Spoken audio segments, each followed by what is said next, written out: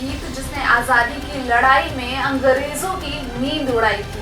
लेकिन अब यही गीत पश्चिम बंगाल की राजनीति में सबसे बड़ा सियासी मुद्दा बन गया है, क्योंकि बंगाल सरकार ने ऐसा फैसला लिया है जिसने पूरे देश में नई बहस छेड़ दी है।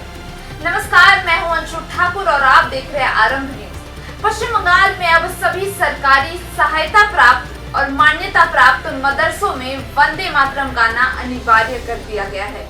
यही तो विडम्बना कि वंदे मातरम के लिए कहना पड़ रहा है, यही तो बड़ा अजीब लग रहा है। हमारे देश में रहेंगे, इस देश के नागरिक वंदे मातरम गाएंगे, इसके लिए सरकार को कहना क्यों पड़ी? तो अंदर पहले से ही होना चाहिए। सरकार के नए आदेश के मुताबिक हर दिन क्लास शुरू होने से पहले प्रार्थना सभा में राष्ट्रीय गीत गाया जाएगा। मदरसा शिक्षा निदेशालय ने 19 मई को यह आदेश जारी किया और कहा कि पुराने सभी नियमों और प्रथाओं को रद्द करते हुए ये फैसला तत्काल प्रभाव से लागू होगा।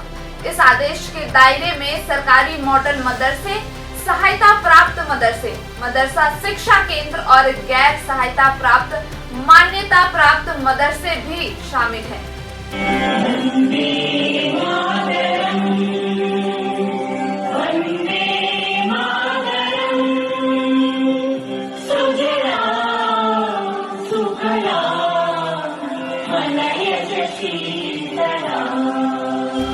राज्य के अल्पसंख्यक मामलों में मदरसा शिक्षा मंत्री खुदीराम टुडू ने इस फैसले की पुष्टि की है। उन्होंने कहा है, जब दूसरे सरकारी स्कूल में वंदे मातरम अनिवार्य है तो मदरसों में क्यों नहीं? दरअसल इससे पहले 13 मई की शाम को पश्चिम बंगाल सरकार राज्य के सभी सरकारी स्कूलों में भी वंदे मातरम को अनिवार्य कर चुकी है। अब मदरसों तक इस फैसले के विस्तार को बीजेपी सरकार अपने राष्ट्रवाद एजेंडे का हिस्सा बता रही है।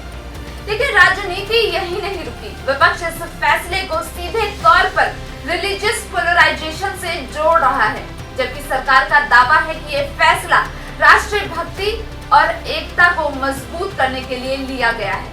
अब सबसे बड़ा सवाल यही है कि क्या ये फैसला सिर्फ शिक्षा व्यवस्था से जुड़ा है या फिर बंगाल की राजनीति में एक नए वैचारिक संघर्ष की शुरुआत हो चुकी है।